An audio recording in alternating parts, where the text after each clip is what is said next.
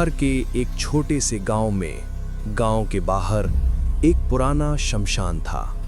उसी शमशान के पास एक टूटा फूटा सा घर, और उस घर में रहता था 12 साल का राहुल अपनी मां के साथ। पिता कई साल पहले गुजर चुके थे। गांव वाले कहते थे शमशान के पास रहना ठीक नहीं, लेकिन मजबूरी थी। राहुल दूसरे बच्चों से अलग था।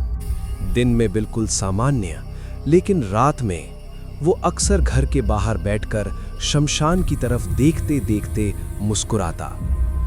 एक दिन उसकी मां ने पूछा, बेटा वहां क्या देख रहा है?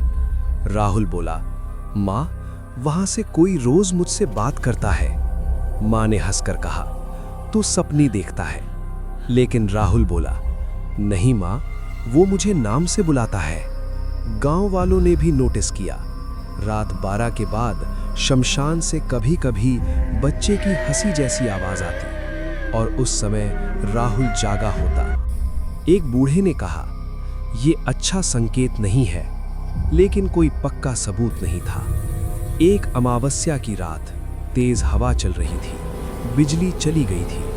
राहुल अचानक उठा और मां से बोला, मां आज वो कह रहे हैं कि अब मुझे भी आना होगा। मां घबरा गई। कौन कौन कह रहा है ये सब? राहुल ने शमशान की तरफ देखा और बोला, जो रोज बात करते हैं। इतना कहकर वो बाहर चला गया।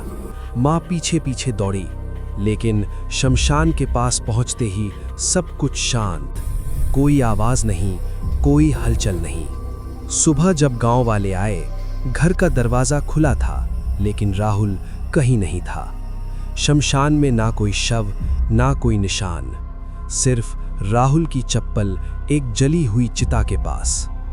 आज भी वो घर खाली है। लोग कहते हैं कुछ आत्माएं डराने नहीं आती, वो बस किसी अपने को ढूंढती हैं। और शायद राहुल ने वही पाया जो उसे इस दुनिया में नहीं मिला। अगर आप उस गांव से गुजरो और रात को शमशान से बच्चे की हंसी सुनाई दे, तो पीछे मत देखना।